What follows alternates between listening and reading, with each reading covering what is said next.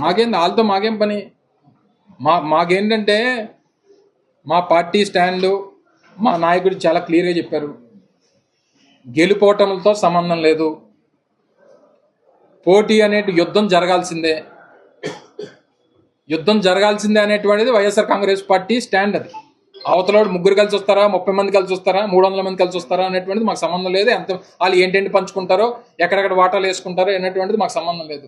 మేము సింగిల్గా వైఎస్ఆర్ కాంగ్రెస్ పార్టీ సింగిల్గా పోటీ చేస్తుంది.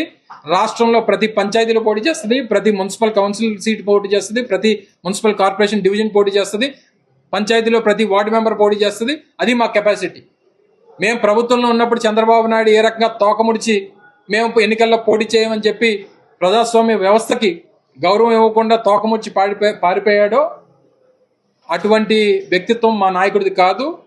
గెలుపో ఓటమో విజయమో వీరస్వర్గమో యుద్ధం జరగాల్సిందే, అది జరిగి తీరుతుంది. Thank you.